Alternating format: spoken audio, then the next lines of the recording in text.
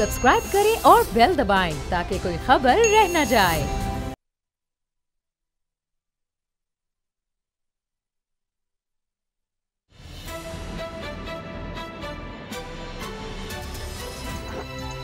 अब पता चला। बिस्मिल्लाहिर्रहमानिर्रहीम, अस्सलाम वालेकुम। मैं हूं मोहम्मद उसामा गाजी और आप देख रहे हैं अब पता चला। सच ही कहते हैं कि सियासत में कोई किसी का दोस्त नहीं होता, हरीफ होते हैं या हलीफ। कल तक आज़ादी मार्च के कंटेनर पर मौलाना फजलुर रहमान के शाना बशाना खड़े होकर खिताब करने वाले बिलावल आज उनके प्लान बी पर शुकूक व शुबात का इजहार कर रहे हैं।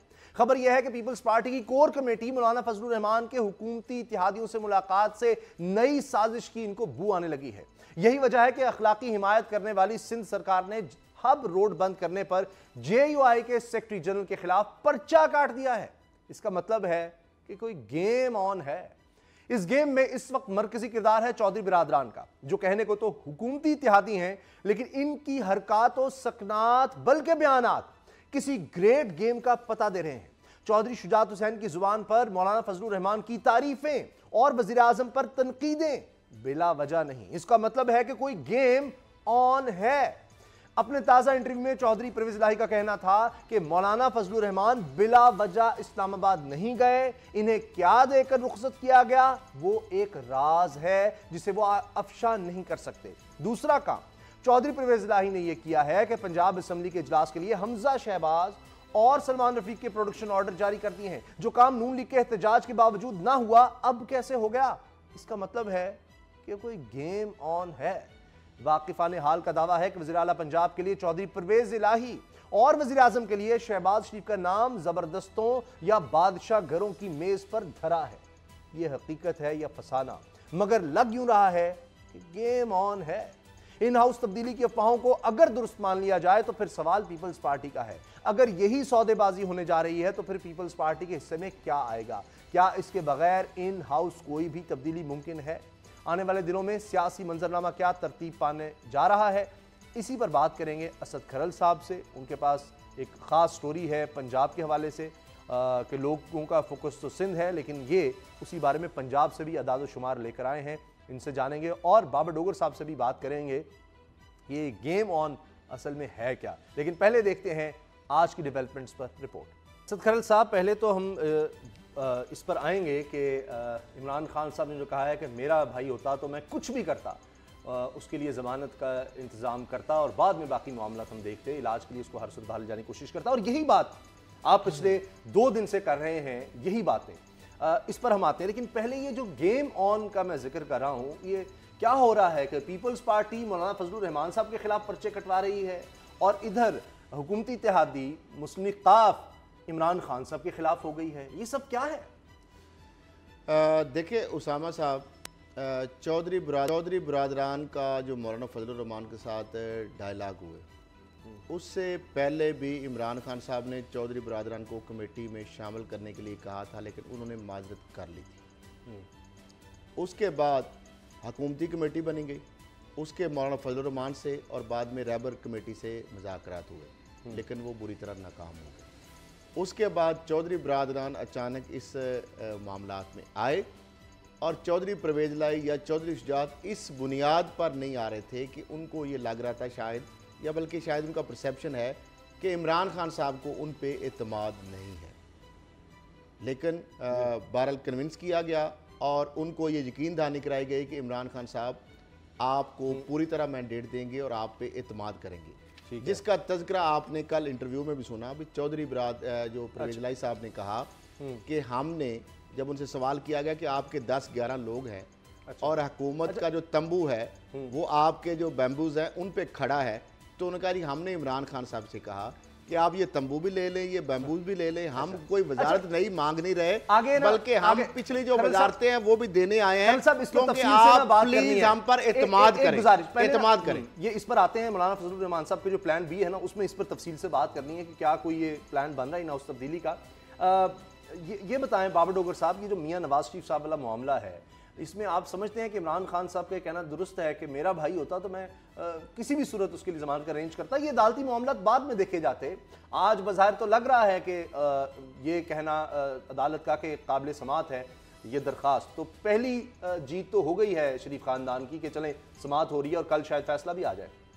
देखिए उसामा साहब, PMLN जब ये फेडरल गवर्नमेंट ने ये डिसीजन ले लिया, जब उन्होंने ये अनाउंसमेंट कर दी कि इंडेमनिटी बॉन्ड भरना पड़ेगा, तो अगर आप चाहते हैं, अगर आप सीरियस हैं कि बाहर जाना चाह रहे हैं, उनका इलाज करवाना चाह रहे हैं, तो मेरा ख्याल था कि शरीफ फैमिली जो है वो चुप करके इंडेमनिटी बॉन्ड भरेगी। क्योंकि सबसे पहले सबसे मुकदम बार बार मरियम की स्टेटमेंट्स आ रही थी, नवाज शरीफ के बच्चों की स्टेटमेंट्स आ रही थी, और वो गवर्नमेंट को बुरा भला कह रहे थे, और उनका सिर्फ ये था कि मियाँ साहब किसी भी सूरत में उनकी ज़िंदगी को ख़तरा है, उनकी जान को ख़तरा है, और फौरी तौर पर इलाज जो है उनका होना चाहिए। अब जो उनके डॉक्टर अदनान खान की स्टेटमेंट्स पढ़ लें, वो ये कह रहे हैं कि उनकी गर्दन से ऊपर उनका ब्लड नहीं जा रहा, जिस्म जो है उनका सूज रहा है, जिस्म के ऊपर जो है स्पॉट्स बन रहे हैं। जब उनकी हालत इतनी तशवीशनाक हो रही है, तो फिर मुझे नहीं समझ आ रही कि इतना टाइम क्यों ज़ाया किया जा रहा है। ये काम होते रहेंगे, अदालती काम होते रहेंगे, मियाँ साहब जो है वो बाहर जाएं, इलाज करवाएं, वापस आ जाएं, सबके मुंह बंद हो जाते, सब र्यूमर्स खत्म हो जाती।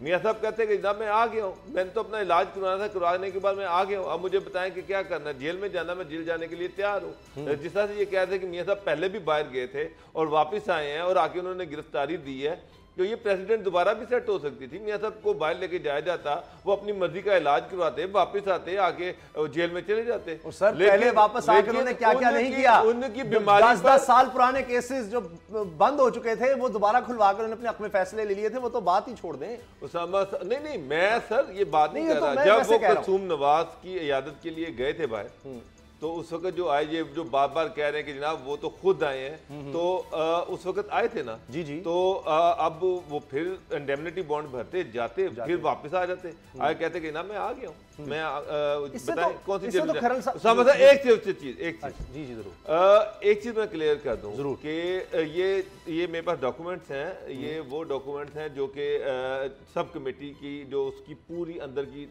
डिटेल्स हैं, प्रोसीडिंग है उसमें। अच्छा, उसमें सब कमेटी जो थी उसको नैब के जो वहाँ पर नुमाइंदे थे, उन्होंने ये कहा कि जनाब हमें कोई इतराज़ नहीं है, फेडरल गवर्नमेंट ने डिसीजन लेना है कि नवाज शरीफ ने बाहर जाना या नहीं जाना, हमें कोई इतराज़ नहीं है, ठीक है। लेकिन हमें सिर्फ एक श्योरिटी चाहिए आपसे कि जब भी मियाँ नवाज शरीफ साहब उनको रिक्वायर होंगे या जो जिस बड़े फोरम को रिक्वायर होंगे, उसमें कोर्ट्स भी है, नैब भी है, तो फेडरल गवर्नमेंट इंश्योर करेगी कि वो वहां पर पहुंचे। ये नैब इंडिपेंडेंट इदारा है, वो डाल रहे हैं। नैब ये कह रहा है कि हमें कोई इतराज नहीं है, फेडरल गवर्नमेंट ने डिसीजन लेना है, लेकिन हमें इस चीज की गारंटी चाहिए कि जब भी हम उनको रिक्वायर होंगे वो वहां आएंगे। तो फेडरल गवर्नमेंट ने कहा अगर ECL से नाम निकाल दिया, वो चले गए, तो हमारे पास कौन सा ऐसी चीज है कि जनाब कोर्ट बुला रही है या आप बुला रहे हैं तो हम उनको वापस ले आए। ना देने का मतलब हमारे पास तो कोई ऐसी गारंटी नहीं है। खैरल साहब उस पर उसामा साहब नैब ने यह प्रपोज किया कि जनाब फिर आप उनसे इंडेमनिटी बॉन्ड भिजवा लें, और तनकीद सारी हुकूमत बर्दाश्त कर रही है। अब इससे आगे एक और मजे की बात यह है कि उस वक्त लॉ कमेटी के सब कमेटी जो लॉ ऑन लॉ है उसके हेड कौन थे? फरोगे नसीम, जो MQM के सेनेटर हैं।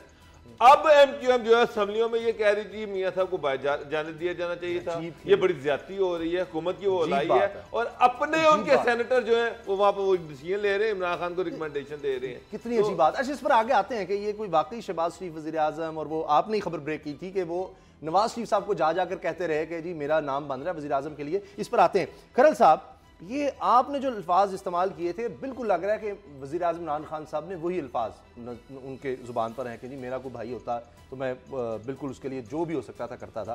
तो फिर क्या इन्होंने वापस नहीं आना, इसलिए ये इंडेमनिटी बॉन्ड नहीं भरना चाह रहे, ये वापस आने की नीयत ही नहीं है?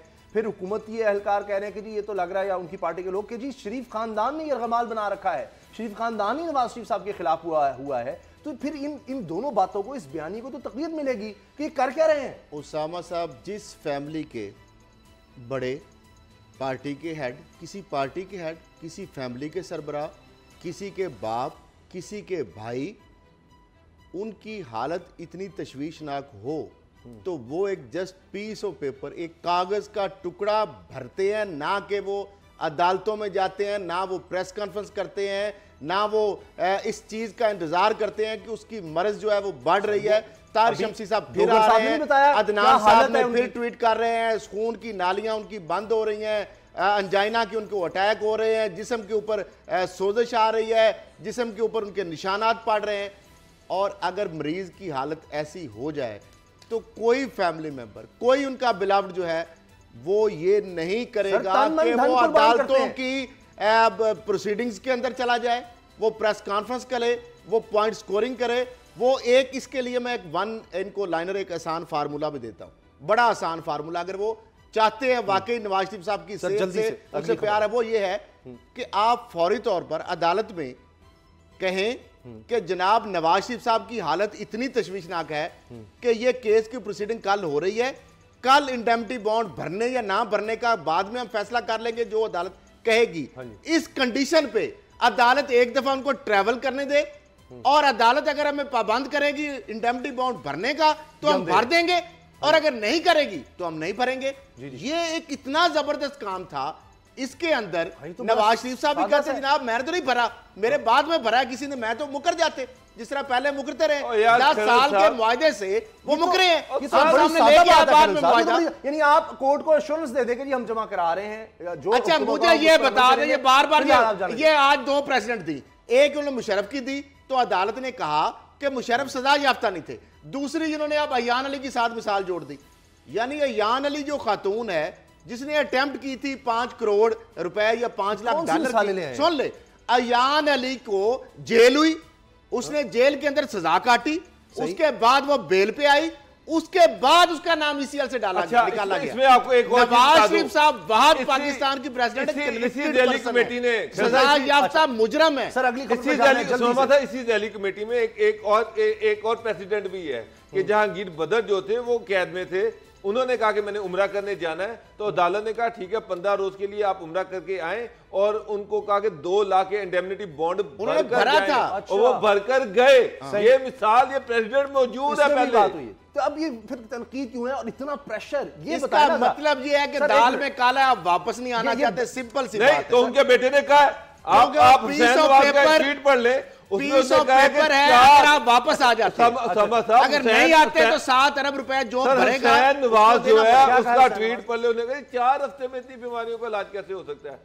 ये 4 हफ्ते में तो ये इलाज हो ही नहीं सकता, इतनी बीमारियां हैं और सिर्फ 4 हफ्ते। तो वो तो पहले ही कह रहे हैं कि ये टाइम बड़ा थोड़ा यार, इसी से कितना टाइम लगता है, कितना टाइम की एक्सटेंशन के लिए तो तुम्हारा ऑलरेडी रास्ता दिया हुआ है, उनको लेके जाते हैं। तो वाकई नवाज मुझे ये बताएं 6 हफ्ते जो पहले मिले थे उसामा साहब, सारी दुनिया ने देखा, मजाक उड़ाया गया सुप्रीम कोर्ट का। 3 हफ्ते इन्होंने जाया कर दिए। टाइम की एक्सटेंशन के लिए तो कोर्ट ने इतना जबरदस्त इनको रास्ता दिया है कि जितनी दफा आप दरखास्त देते जाएंगे पंजाब को एक्सटेंड करते जाएंगे। दे देंगे इंडेमनिटी बॉन्ड तो फिर जवाब भी नहीं रहेगा। अगर पंजाब पहले दिया हुआ है, उसामा साहब ये भी कहा गया कि अगर पंजाब गवर्नमेंट नहीं करती तो आप हमारे पास आ जाए, सही हम कर देंगे, ले ले।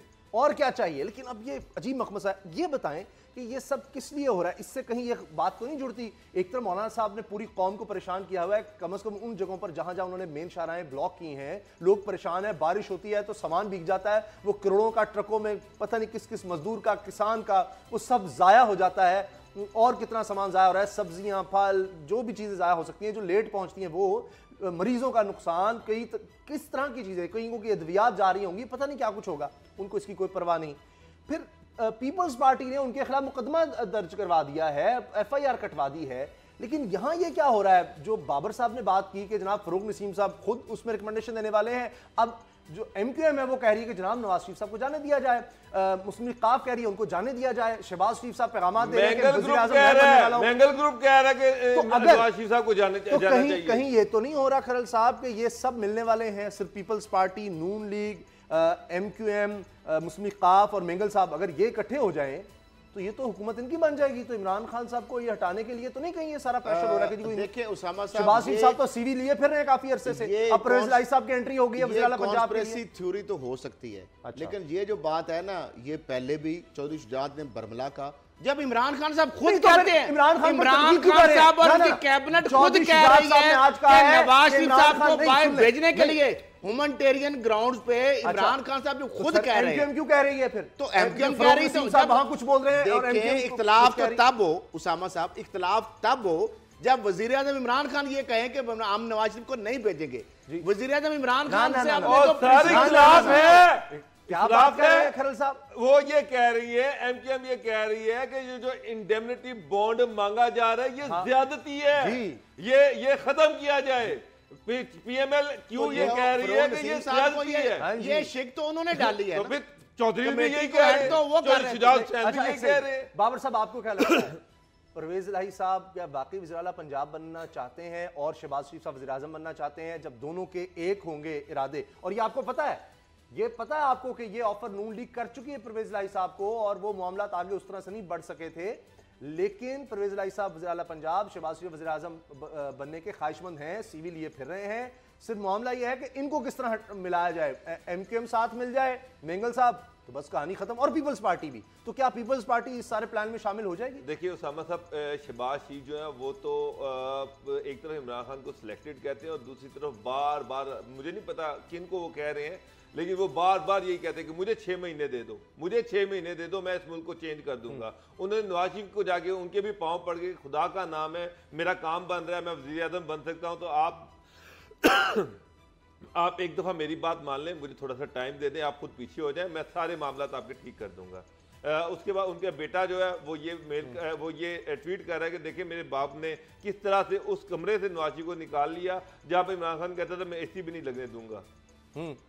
चौधरी जो है वो भी अब देखें कि वो भी जो है वो सीधे हुए। मैं उस दिन कह रहा था कि चौधरी प्रेलाई जो है उनकी ख्वाहिश है, एक सियासतदान है, सियासतदान की ख्वाहिश होती है, इसमें शदीद डिफरेंसेस हैं। जब बजट पास हुआ था, प्रोडक्शन ऑर्डर जारी कर दिए उसामा साहब, जब बजट पास करवाना था, इमरान खान ने वादा किया था कि मोनसलाई को मैं वजीर आला बनाऊंगा, सॉरी मिनिस्टर बनाऊंगा, ये वादा था इमरान खान का, लेकिन बाद में वो मुकर गए, बल्कि उन्होंने चौधरी फैमिली के अंदर इख्तिलाफात दिलवाने की भी कोशिश की। तो एक वजारत नहीं मिली इसलिए वो हुकूमत के खिलाफ हो जाएंगे, पूरी इत्तेहाद तोड़ देंगे, तो अच्छा। ये चीजें तो चल रही हैं। तो ये तो मैंने उस दिन भी आपसे कहा था, सर बिलावल आप कह रहे हैं, सुने नहीं एक सेकंड, बिलावल कह रहे हैं, आप कह रहे हैं साजिशी थ्योरी हो सकती है, बिलावल कह रहे हैं कि अगला सूरज जो तुलू होगा अगले साल का नया वजीर आजम भी होगा, लेकिन अब वो सिलेक्टेड इधर कहते हैं, तो वो जो नया आएगा इनकी अगर ये सब मिल जाते हैं तो बात को बिलावल साहब रिबट भी कर रहे हैं।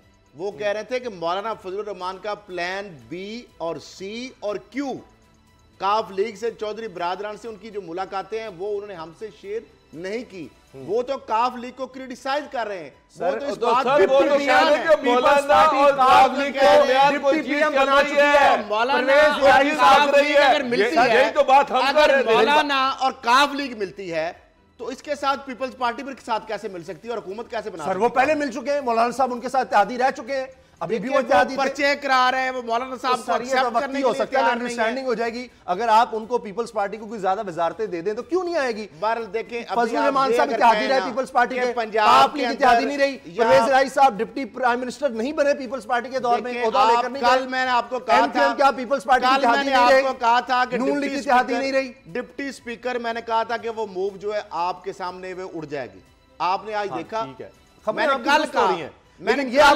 हो ही नहीं सकता, आप एकदम से आपने कहा कि मैंने कहा कल आप देखेंगे तो वो देख आगे हमारी खबर है। सर बाबर साहब, तो फिर इसका मतलब अगर ये हुकूमत के खिलाफ सारी ताकतें इकट्ठी हो रही हैं, एक नई खिचड़ी पक रही है, तो फिर ये तो असेंबली के अंदर तो आज उसका बिल्कुल बरक्स चीज है। बिलावल साहब चौधरियों के ऊपर, मौलाना साहब के ऊपर ये लेकिन शकुक का इजहार कर रहे हैं। ये देखें, खरल साहब तो कह रहे हैं साजिशी कहानी हो सकती है, लेकिन ऐसा होना मुमकिन नहीं। लेकिन मुझे बताएं, पीपल्स पार्टी के इत्तेहादी पीएमएल-क्यू रह चुकी है, डिप्टी पीएम बन गए थे, मौलाना साहब रह चुके हैं, एमक्यूएम रह चुकी है, तो कितना को मुश्किल होता है? ये तो तहरीक इंसाफ तो आज आई ना जी, ये लोग तो पहले सियासत में हैं और उनको पता है कि किस वक्त किस तरह से जुड़ जाना है। उसामा साहब, बिलावल साहब का गिला जो है ना वो सिर्फ इतना है कि मौलाना ने हमें प्लान बी और सी के बारे में नहीं बताया। यही गिला शहबाज शरीफ का था कि मौलाना हमें अपना प्लान नहीं बता रहे। यही गिला बिलावल का था धरने से पहले कि मौलाना हमें अपना प्लान नहीं बता रहे। उसके बावजूद ये धरने में आए, उनके साथ तकरीरें की, वहां पर रहबर कमेटी अपनी काम करती रही। अब फिर वही बात होनी शुरू हो गई कि ये प्लान भी नहीं बता रहे। मौलाना जब यहाँ से गए थे तो चौधरी शुजात और चौधरी प्रेलाई से उनके घर जाकर मिलकर गए थे धरने से पहले, आपको ये भी याद होगा। मौलाना क्या मांगेंगे आपके ख्याल से? ये सारे लोग तो अपनी अपनी सीवी लेकर खड़े हैं, परवेज इलाही साहब सीएम पंजाब, उधर शहबाज शरीफ साहब वज़ीर आज़म बनने की ख्वाहिशमंद है, मौलाना इनको तो पीपल्स पार्टी तो सिंध तक की है, आगे पता नहीं क्या। देखिए मौलाना के दो ऑब्जेक्टिव हो सकते हैं। मौलाना को पता है मुझे सदर कोई नहीं बनाएगा इतनी सीटों के साथ। सर नून लीग ने नामजद किया, नून लीग ने नामजद नहीं किया, नामजद नहीं किया था, वो तो पीपल्स पार्टी ने मानी थी। जब नून लीग को पता होता है कि इसने सदर नहीं बनना, उस वक्त कैंडिडेट इसी तरह के होते हैं, और जब उनको पता होता है कि सदर हमारा बनना है तो फिर ममनून हुसैन होता है या रफीक तारड़ होता है। अच्छा राजा जफरुल हक वाले, हाँ राजा जफरुल हक भी हो सकते हैं, लेकिन असल चीज ये है कि मौलाना, एक तो ये कि मौलाना की जाती मुखासमत बन गई है इमरान खान साहब के साथ, तो वो जो डीजल वाला नैरेटिव है ना, वो उससे वो चाह रहे कि इस ये बंदा ना हो, चाहे जो मर्जी हो जाए। मुझे एक बात, मुझे नहीं से अपनी खिचड़ियां पकाते रहें, दाल काली है उसको और काला करते रहें, स्याह करते रहें, अपनी सियासत खेलते रहें, जो भी है ये गंदमंद। मुझे बताएं लोगों को रिलीफ कब मिलेगा? प्लान बी कब ये इसको खत्म करेंगे? ये जो सड़कें बंद की हुई हैं, जो लोगों के लिए जिंदगी जीवन की हुई है, तो ये कब तक होगा? कराची आप देख लें, वहां पर रोड बंद की हुई है जनाब, उसको कराची को जो सिंध से जोड़ रही है, बलूचिस्तान सिंध को जो जोड़ रही है, बाकी जगहों पर खैबर पख्तूनख्वा में, इसका तो कोई हल निकाला। गवर्नमेंट जो है, गवर्नमेंट की पॉलिसी यही है कि ठीक है बैठे रहें, कितने दिन बैठ जाएंगे, 2-4 दिन बैठेंगे, इसके बाद तंग आके खुद ही उठ जाएंगे। लेकिन अभी तक अब आप देखें तो प्लान बी में कोई खास लोग आपको नजर नहीं आ रहे। सर लोग 10-20 लोग काफी है सर सड़क बंद करने के लिए, हाथों में डंडे उठाए हो, कौन बेचारे फैमिली के साथ बच्चे औरतें वो सहम जाते हैं कि हमारी शीशे तोड़ देंगे गाड़ी के, हमें मारेंगे, जदोकोब करेंगे, कौन सर वहां पर होता है? मौलाना की डेस्परेट एफर्ट है, देखें कितने, लेकिन ज़्यादा ये चलेगी नहीं। ब्रेक लेते हैं जी। असद खरल साहब से कोई प्लान उनको बनता नजर नहीं आ रहा, लेकिन बहरहाल ख्वाहिशें तो यकीनन होती है, क्योंकि बिलावल ने भी ये बात कर दी है कि मौलाना साहब ऐसे नहीं आए, बहुत कुछ हासिल करके आए हैं। तो अब आप देखते हैं कि वो क्या कुछ अभी तक हासिल कर चुके हैं। ब्रेक के बाद हम बात करेंगे, असद खरल साहब के पास खास स्टोरी है पंजाब के हवाले से, लोगों का फोकस सिर्फ सिंध ना रहे, देखते हैं कि पंजाब के बारे में क्या क्या दादोशुमार लेकर आए हैं। ब्रेक लेते हैं और उसके बाद बात करते हैं कि जी कासिम सूरी साहब से क्या अंडरस्टैंडिंग हुई है। ब्रेक के बाद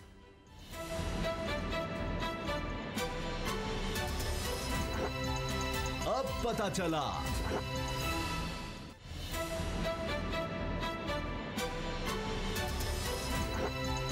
अब पता चला। डिप्टी स्पीकर कौमी असम्बली कासिम सूरी साहब पर तलवार लटक रही थी कि उनके खिलाफ तहरीक अदम इत्मीनाद आ रही थी, लेकिन वो मामला सुलझ गया है। बड़ा ही कमाल हो गया, अचानक कैसे हो गया? असद खरल साहब, ये क्या कहानी है? जिस तरह ब्रेक से पहले आप कह रहे थे, ये हुकूमत की जीत है, हुकूमत ने कोई नरमी दिखाई है, कोई गिव एंड टेक हुआ है, क्या है? कि बस यही बात है जो कहा जा रहा है कि जी अब वो डिबेट होगी, जो बिल है उन पर, क्योंकि डिबेट होती है तो पता लगता है जनाब कुछ बिल पास ही नहीं हो पाते, और ऐसे बिल जो पीपल्स पार्टी चाहती है औरतों के हकूक दीगर मामलात में, वो भी पास नहीं हो पाते थे। तो अब ये दोबारा से आएंगे तो कानून साजी हो जाएगी, अपोजिशन उन पर अच्छी तरह बहस करेगी, क्या होगा? अपोजिशन ने मेरा ख्याल है अक्लमंदी का मुजाहरा किया है कि बार बार शिकस्त पे दर पे जो जिस तरीके से उनको पसपाई हुई है हर महाज में, तो मेरा ख्याल है उनको अकल आ गई है कि बजाय इस महाज में पसपाई हो। और दूसरा उन्होंने गेन क्या किया है कि हुकूमत ने जो 9 आर्डिनेंस, जिस तरह आपने कहा कि कानून साजी तो हो नहीं रही, वहाँ पर सवाए एक दूसरे के ऊपर तानाजनी की जाती है और फिक्राबाजी हो जाती है, जुमले कसे जाते हैं, बाकी तो लोग देख रहे हैं। प्रोडक्शन ऑर्डर्स की बात अब देखना ये है कि सिंसियर एफर्ट क्या अपोजिशन, यही जो बिल जो ऑर्डिनेंस की शक्ल में और 2 बिल मंजूर हुए थे, 9 ऑर्डिनेंस थे जी, क्या हुकूमत के साथ अपोजिशन लेजिस्लेशन में तावन करेगी या वो माल पॉइंट स्कोरिंग होगी? बाकी जो बात है डोगर साहब ने कल की थी कि ये जो पार्लियामेंट्री कमेटियों जो इस्तीफे आए थे जो नून लीग पंजाब असम्बली से, उन्होंने कल ही बता दिया था कि उसका मकसद है कि हमजा शहबाज और सलमान रफीक के प्रोटेक्शन आर्डर जारी कराना। वो आपने देखा है कि वो 18 नवंबर का जो पंजाब असम्बली का इजलास है, वो प्रोटेक्शन आर्डर उनके जारी हो गए, वो उनका टैक्टिक्स भी कामयाब हो गया है। तो ये दबाव के मुख्तलिफ एक हरबे हैं, वो कामयाब हो जाते हैं, इस्तेमाल करती है और हुकूमत लेट जाती है। तो इससे पहले ही बेहतर है कि फिर आप ये जो काम करना होता है, कभी आप कर देते हैं प्रोटेक्शन आर्डर, कभी नहीं करते। मुझे तो ये समझ नहीं आती कि या तो आप हर दफ़ा कर दिया करें या ना करें, यानी एक ही असूल होना चाहिए। दबाव पर आके हुकूमत ये करती है। बाबर डोगर साहब, ये किसकी जीत है जी? कासिम सूरी साहब के खिलाफ अब तहरीक नहीं आएगी और अब डिबेट होगी जनाब, सारे कवानीन जो हैं वापस लिए जाएंगे और अब बहस होगी, पता नहीं फिर कितना वक्त लगेगा और उसके बाद जाकर पता नहीं पास हो सकेंगे या नहीं हो सकेंगे।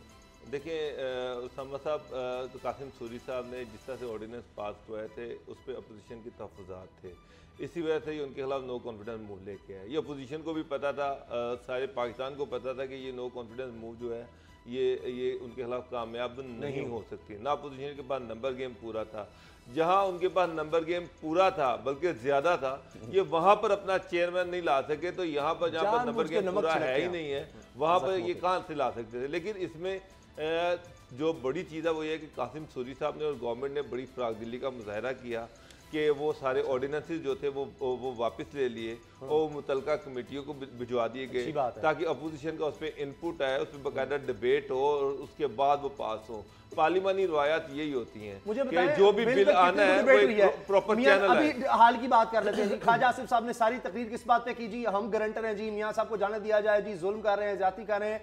आप निकाल कर देख लें, कम अज कम आधा वक्त, मैं बड़ा मोहतात होकर कह रहा हूं, वरना तो 70-80% जो अपोजिशन का वक्त है वो इसमें गुजरा कि जनाब ये सिलेक्टेड हैं, ये नैब देखें ये हमारे खिलाफ हो रही है, ये हुकूमत बदले ले रही है, जनाब जरदारी साहब के प्रोडक्शन ऑर्डर नहीं आ रहे, उनको सहूलतें नहीं दी जा रही, उनके साथ तब्बी तौर पर सही तरह डील किया जा रहा है, नवाज शरीफ साहब के साथ, शहबाज शरीफ साहब के साथ नहीं हो रहा, शहबाज शरीफ साहब आते हैं अपनी गिनाते हैं, हमने ये किया, हमने किया। मुझे बताएं आज तक कितनी को डिबेट हुई है किस बिल पर, बता दें नजर। उसामा साहब, हुकूमत ने वैसे सीरियसली 3 दफ़ा डिबेट करने की कोशिश की, मुझे वो भी बता दें। जब भी हुकूमत के मिनिस्टर्स आते हैं वो तो यही कहते हैं कि अपोजिशन सारी चोर है, ये सारे चोर हैं, डाकू हैं, यही तकारीर होती हैं। सर उधर से जब बात होती है तो ये जवाब कहते हैं जी हम देंगे। तो सर वो बिल्स को लेके आए, मुतलका कमेटियों को रेफर करें, उसके बाद उनको पार्लियामेंट में पेश करें और उनसे कहें कि इस पर डिबेट करें। खरल साहब अभी तो आएंगे ना, अभी तो आप देखिए हुकूमत ने तो फराग दिली का मुजाहरा किया। अब आवाम के वसी तर मफाद की खातर जो आवाम के जो रिलेटेड जो बिल हैं, जो एक इंतहाई अहमियत के बिल है, ये जितने भी बिल थे उसामा साहब, ये इंतहाई अहमियत के हामिल है। इससे आम आदमी जो है उसकी जिंदगी के ऊपर एक पॉजिटिव असरात आ रहे थे। जो पेंडेंसी थी, जो मुकदमात की थी, जो विसल ब्लोअर था, जो करप्शन की एरेडिकेशन के लिए मामलात हैं, जो आपकी जो प्रोसीजर है, जो आपका अदालती और एक लंबे अरसे तक लोगों को इंसाफ नहीं मिलता, उसके लिए एक आसानियां पैदा की जा रही थी। और बहुत सारे इस तरह के जो पब्लिक से रिलेटेड बिल थे। कितनी लेजिस्लेशन हो चुकी है आज तक पाकिस्तान में, मुझे बताएं कितना आवाम को रिलीफ मिल चुका है उस सारी लेजिस्लेशन से। बस चलिए आवाम की बात की है ना अब आपने, अब खरल साहब के पास एक बहुत बड़ी एक वो देखिए बाहर जी है, 12 सिंध की बात कर लेने देखिए जी। वजीर सेहत सिंध ने कहा है पुचियो साहिबा ने जो बहन है अजरा पहीचो साहिबा जो जरदारी साहब की बहन है, उन्होंने आज ये स्टेटमेंट दी कि आज भी सिंध में बच्चे को कुत्ते ने काट लिया। उन्होंने कहा जी बच्चे कुत्तों को ना छेड़ें, तो ये उन्होंने बड़ा आला नुस्खा बता दिया है। लेकिन उधर जरदारी साहब की बहन डॉक्टर अजरा फजल पहीचो साहिबा जो वजीर सेहत है, और यहाँ पे डॉक्टर यास्मीन राशिद साहिबा वो वजीर सेहत है। ये 12 नवंबर 2019 की रिपोर्ट है, प्रोविंशियल इंटेलिजेंस सेंटर पंजाब की ये रिपोर्ट है। ये है कवरिंग लेटर। इसके अंदर इसका उन्वान है dog bite cases on rise amid shortage of anti rabies vaccine.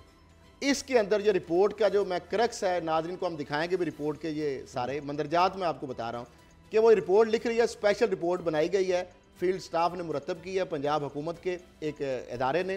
Punjab में हिफाजती इक़दामात के फुकदान और आवारा कुत्तों की बहुतात हो जाने और सैकड़ों सरकारी यानी उसमें DHQs हैं, उसमें तहसील हेडक्वार्टर्स हैं, रूरल हेल्थ सेंटर्स हैं और बुनियादी मराकज़ सहित BHUs हैं। इनके हवाले से जो उनके अंदर 10 यानी 1 जनवरी से लेकर 31 अक्टूबर 2010 तक 10 माह के दौरान जो लोग रिपोर्ट हुए हैं, इंसिडेंट जो जख्मी हुए हैं कुत्ते के काटने से, इस रिपोर्ट के मुताबिक वो 3034 उनकी तादाद है।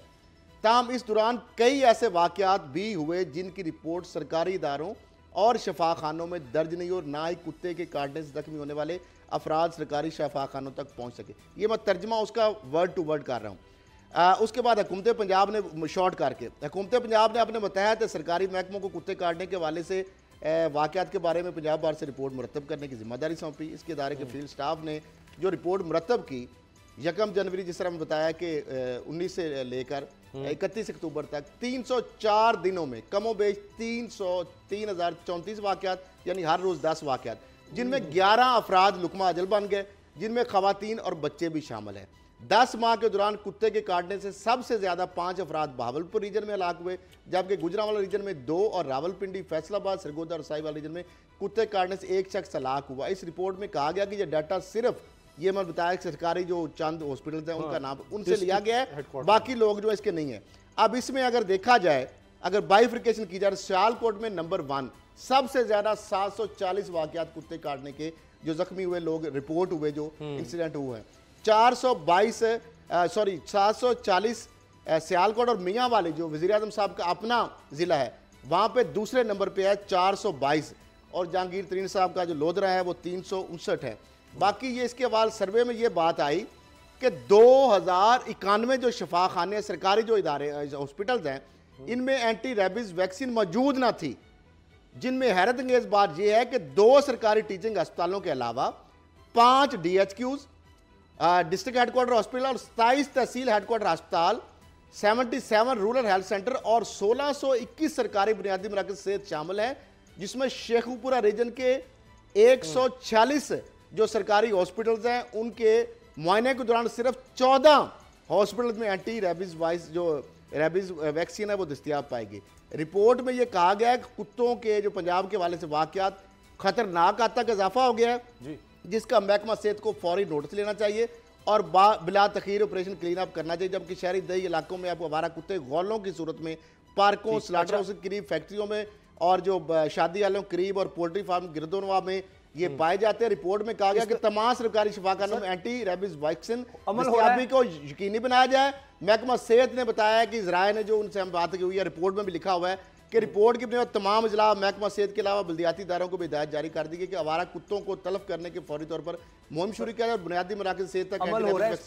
अब मुझे ये बताएं कि पंजाब के अंदर 3000 से जायद वाकयात रिपोर्ट हुए हैं, सिर्फ 10 मामले 11 अफराद हलाक हो चुके। ये वो रिपोर्ट है जो हॉस्पिटल्स में आए हैं, इससे दुगनी से ज्यादा शायद तादाद होगी जिन लोगों को अवेयरनेस ही नहीं है और कुत्ते काटने से वो हॉस्पिटल का रुख नहीं करते। ये रिपोर्ट में मेंशन किया गया।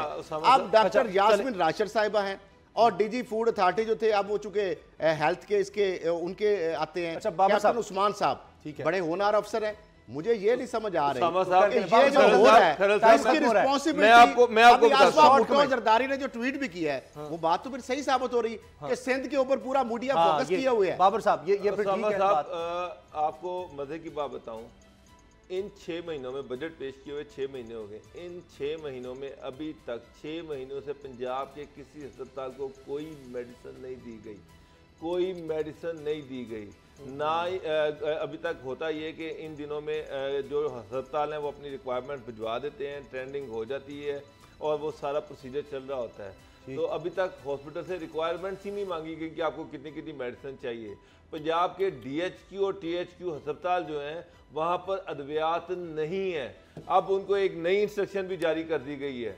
वो इंस्ट्रक्शन ये है कि अगर आपके पास रेबीज के इंजेक्शन हैं तो एक 2 हर एक के पास पड़े हुए हैं या दूसरे इस तरह की मेडिसिन हैं तो आपने कत्तन किसी पेशेंट को वो इंजेक्शन नहीं लगाना। क्या मतलब? क्योंकि अगर कल ऑडिट होता है तो कम से कम ऑडिट में ये आए कि जनाब हमारे पास रेबीज पड़े हुए हैं THQ, अगर आपने यूज कर लिए तो वो तो चले जाएंगे। क्या मतलब? कोई मर रहा है तो उसको मरने दे, आपने ये यूज नहीं करना, ये इंस्ट्रक्शंस हैं। ये तो क्या और यही वजह है मेरा ख्याल, यही वजह है दिखाने के लिए कि जी रेबीज के इंजेक्शन पड़े हुए हैं हमारे पास है। तो अगर कोई मर गया तो उसको लगाया नहीं तो फिर तो ये तो नहीं लगाए जा रहे, ये तो कत्ल है। होने के बावजूद ये सूरत हाल है कि 5 DHQ 27 और 77 रूरल और 1621 जो है उनमें नहीं है, लेकिन ये है पड़े होने के बाद। मेरा ख्याल है खुद इमरान खान साहब को वज़ीर आज़म को इसका नोटिस लेना चाहिए। कल क्या होगा बाबर डोगर साहब? कल सर नवाशी साहब की जैसे बाकी नवाशी साहब की कोर्ट में केस है तो अगर कोर्ट ने फैसला उनके हक में दे दिया तो हो सकता है कि शाम तक एयर एम्बुलेंस के जरिए से वो यहाँ से चले जाए। अभी टिकट्स तो हैं वो इसके बाद ही वो कह रहे थे, लेकिन अब एयर एम्बुलेंस होगी तो ज़ाहिर है वो तो हो जाएगा। खरल साहब मेरा ख्याल कल भी कोर्ट जो शायद हुकूमत की कोई ये करना पड़ेगा, ये भारी पत्थर उठाना पड़ेगा। मेरा नहीं ख्याल कि कोर्ट ये एग्जेम्प्ट करेगी उनको इंडेमनिटी बॉन्ड से। कोर्ट हुकूमत की जानब ही ये मामला रेफर करेगी क्योंकि ये और दूसरा चूँकि दायराकार के वाले कोर्ट पे रहने दे, हमें जजमेंटल होने की जरूरत नहीं है। नहीं जजमेंट मेरी अपनी एक टाइम खत्म हो गया है। फैसला जो तमाशा लगा हुआ है सड़कों पर और हुकूमत है कि हम इसके खिलाफ अपील में नहीं जाएंगे। सिग्नल आ गया है कि नवाज शरीफ साहब का जाना ठहर गया। ठीक है जी। कल भी मौलाना साहब ने जो सड़कों को बंद किए रखा है कल भी लगता है कि वो सिलसिला जारी रहेगा जब तक उनके पास कोई आएगा नहीं। दोबारा शायद चौधरी बरादरान को ही जाना पड़ेगा और कोई और अंडरस्टैंडिंग डेवलप करनी पड़ेगी और कुछ और अमानत उनके सपुर्द करनी पड़ेगी और उसके बाद ही वो ये लोगों के लिए कोई सहूलत करेंगे और सड़कें खाली करेंगे। प्रोग्राम देखने का बहुत शुक्रिया, दुआ में याद रखिएगा। अल्लाह हाफ़िज़।